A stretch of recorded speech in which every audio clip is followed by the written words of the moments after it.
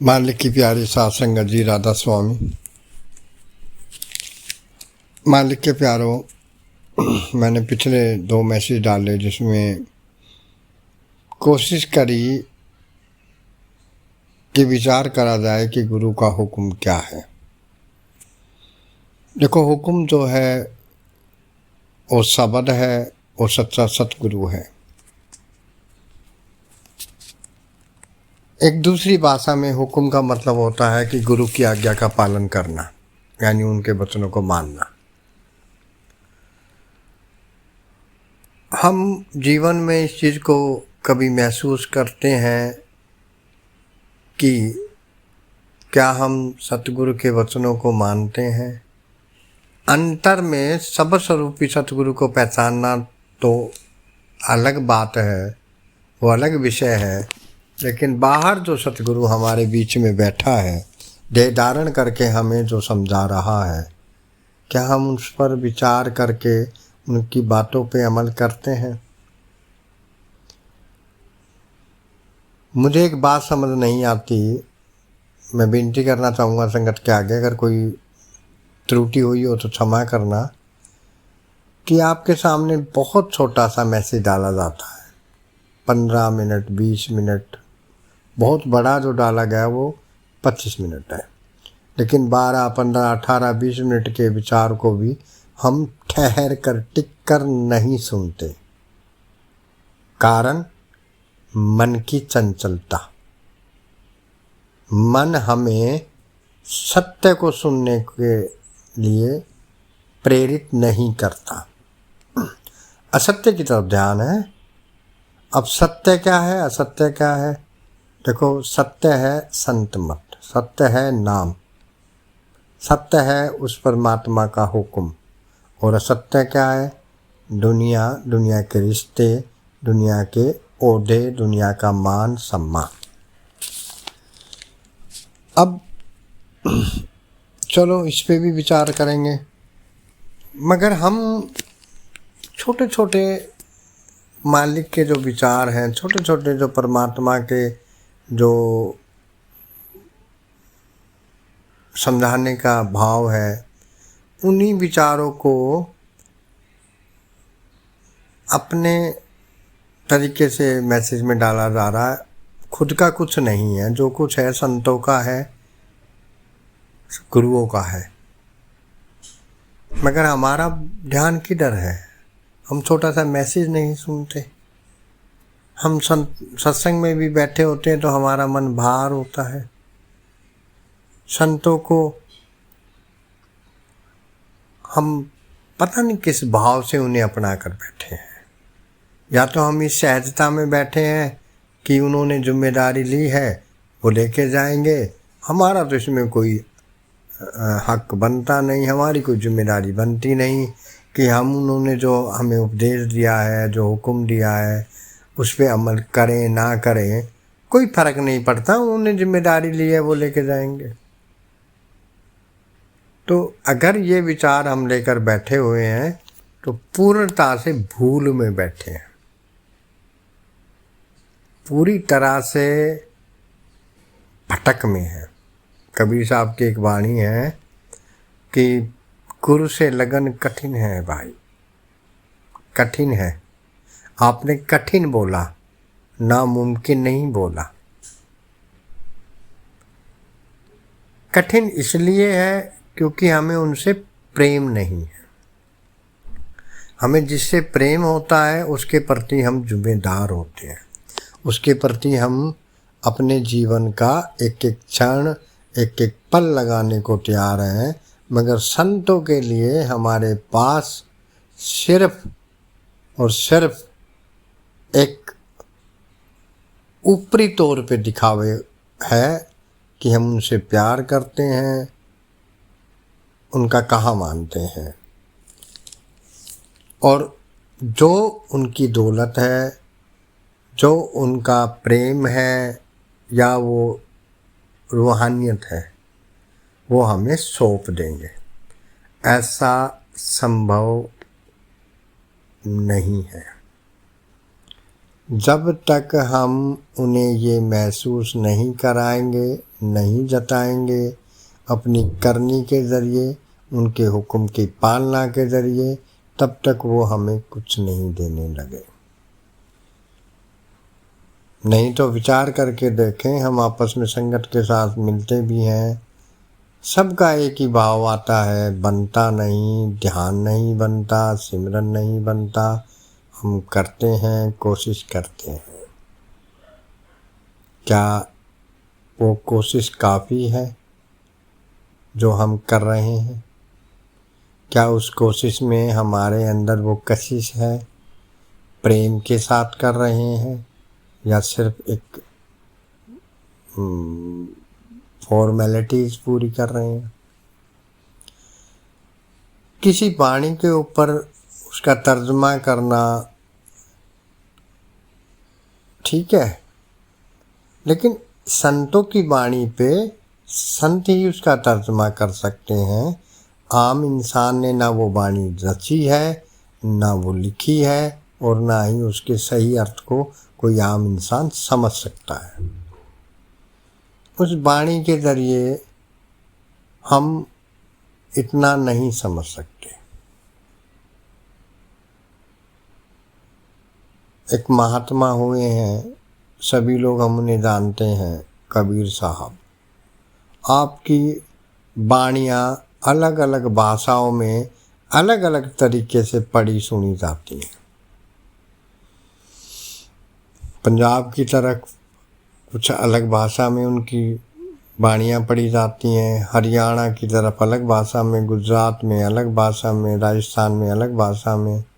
और वहाँ की लोकल वाणियों से ऐसा महसूस किया जाता है कि शायद ये उनकी वाणी नहीं है, मगर ये सत्यता है कि ये वाणियाँ उनकी है।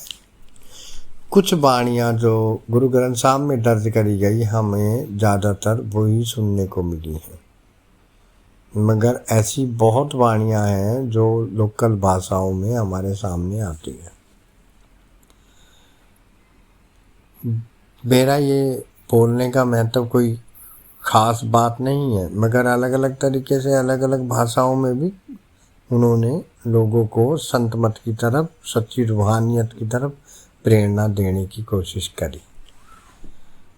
हम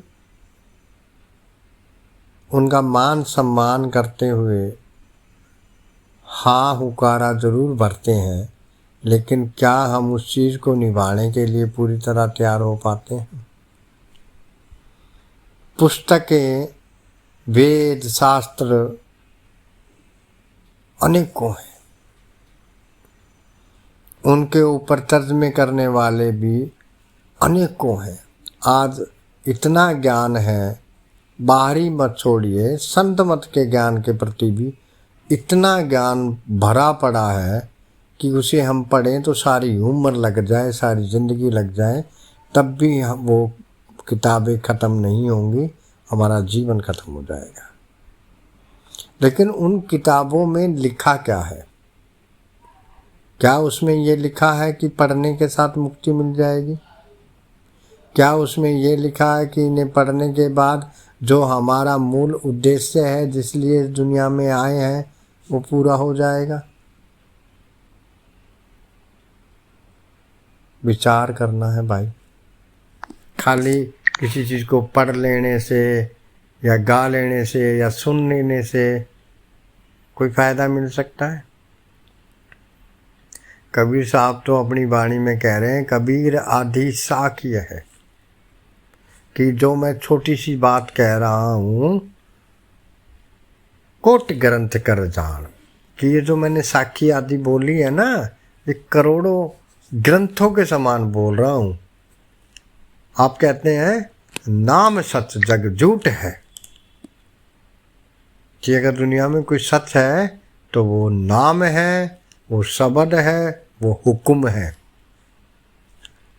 अब जिज्ञासु का भाव आता है कि कैसे पता लगे कि नाम सच है? हम दुनिया आँखों से देख रहे हैं, माँ बाप दिख रहे हैं, परिवार दिख रहे हैं, अच्छे अच्छे भोग दिख रहे हैं, दुनिया दिख रही है, पता नहीं क्या क्या हम इन आँखों से देख रहे हैं। तो नाम तो हमने देखा ही नहीं, तो कैसे सच है?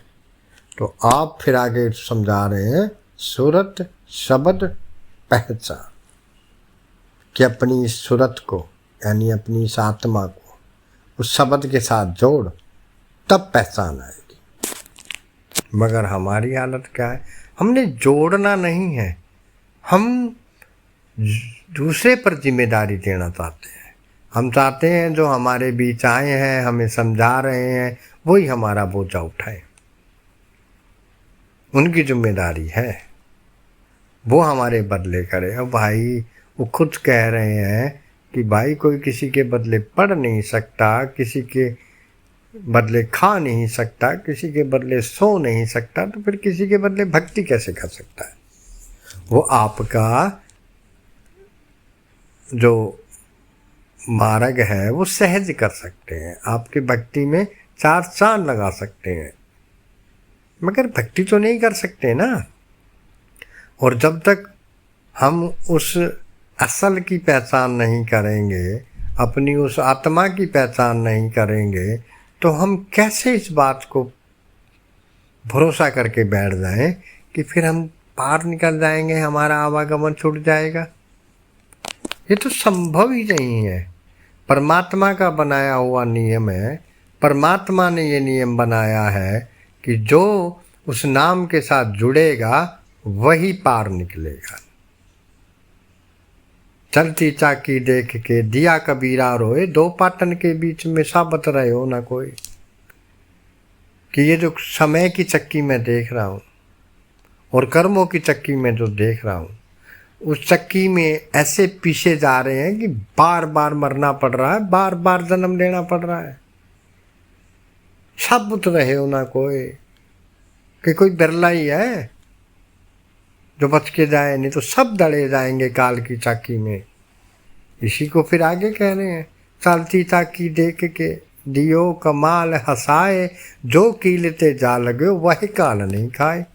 कीलते जाए लगे का भाव है जिसने उस नाम को पकड़ लिया, उस शब्द को पकड़ लिया, जिसने अपने संतों के वचनों को अपने सर मत्थे रख के अपने जीवन को डाला। सुनी सुनाई बातें करके नहीं कि दूसरे का ये अभ्यास है, दूसरे का ये अभ्यास है। वो भाई जो खाएगा उसकी भूख मिटेगी, जो इस चीज़ को निभाएगा वो इस चीज़ को एहसास कर पाएगा। हमने तो अक्सर बाबा जी समझाते हैं कि प्यार तो बहुत करते हैं, कहना नहीं मानते। भाई बिल्कुल सही कह रहे हैं। अभी भी हम किसी संत सतगुरु के दर्शन करके आए, आपने बड़ा सहज तरीका समझाया। कहते हैं एक बोरी में कोयले रखे हैं, दूसरी बोरी में पैसे रखे हैं, चांदी के सिक्के रखे हैं। एक एक कोयला निकालते जाओ, एक एक सिक्का लेते जाओ, अंत में क्या होगा? आपके पास चांदी का भंडार होगा और कोयला साफ हो जाएगा। इसका मतलब आपने समझाया कि अपने एक एक अवगुण को अलग करो और एक एक गुण को अपने अंदर प्रवेश करो। दूसरा मतलब हुआ कि धीरे धीरे नाम से सिमरन करके अपने अंदर के जो काला हुआ पड़ा है मन, उसका धीरे धीरे सफाई करो, वो मन साफ हो जाएगा, वो गंदगी अलग हो जाएगी। हमको कभी फील होता है कि हमने जिम्मेदारी निभानी है, कभी फील होता है, कभी महसूस करते हैं कि हमारे पास बहुत वक्त कम है। ये तो एक अंदाज़ा है कि 50 साल रहेंगे, 60 साल रहेंगे, मैं तो 100 साल रहूँगा। और भाई सामान 100 बरस का है, खबर पलकी नहीं प्यारे। क्या पता अगली सांस आएगी कि नहीं आएगी? क्या पता अब मुंह में टुकड़ा जो डाला वो अंदर भी जाएगा कि नहीं जाएगा? क्यों कल पे बैठे हैं? क्यों अपने संतों सतगुरुओं पे भरोसा नहीं है? ठीक है, दुनिया के लिए कहने के लिए तो ज़रूर है, हम उनसे बहुत प्यार करते हैं, हमारा पक्का भरोसा है, वो पूर्ण सतगुरु है, कुछ बड़ा मेरा गोविंद, पता नहीं कैसी कैसी बातें करते हैं। भाई करनी कहाँ है? जिम्मेदारी कहाँ है? हम परमात्मा को सबसे पीछे रखते हैं, अपने सतगुरु के वचनों को पीछे रखते हैं, जबकि सबसे आगे उन्हें रखना है। आगे हम अपनी अक्ल को रखते हैं, अपने परिवार को रखते हैं, अपने ओहदे को रखते हैं, अपने पैसे को रखते हैं। गुरु को तो हम तब याद करते हैं जब सब जगह हार जाते हैं।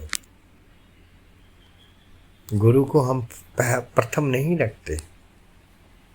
जब हम गुरु को प्रथम रखेंगे तो हमारा जो मूल उद्देश्य है वो अवश्य पूरा होगा। और सबसे बड़ी बात तो ये है, संत सतगुरु समझाते हैं कि भाई जिस माया के पीछे लगा फिर रहा है वो माया तेरे काम आएगी।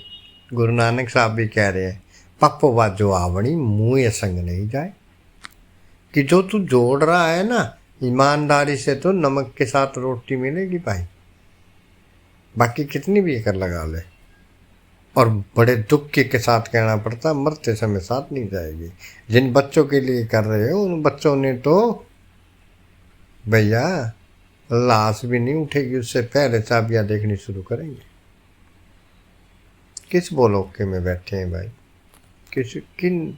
किस रिश्ते की ओट लेकर बैठे हैं। जो सच्चा रिश्ता उस सतगुरु के साथ है उसको तो निभाने की कोशिश ही नहीं करते। कई बार संगत को लगता होगा कि मैं बार बार इसी तरह का मैसेज क्यों डालता हूँ। सच यही है, संत मत रूखा है। भजन बंदगी शुरू में ऐसा है जैसे चिकने पत्थर को चाटना, कोई स्वाद नहीं है। मगर अपने संतों का, अपने गुरुओं का भरोसा करके जब हम सिमरन को करेंगे तो धीरे धीरे धीरे धीरे मन ठहरना शुरू करेगा, मन उस प्रेम को समझना शुरू करेगा, फिर वो धीरे धीरे उस अमृत बूंद को चखना शुरू करेगा।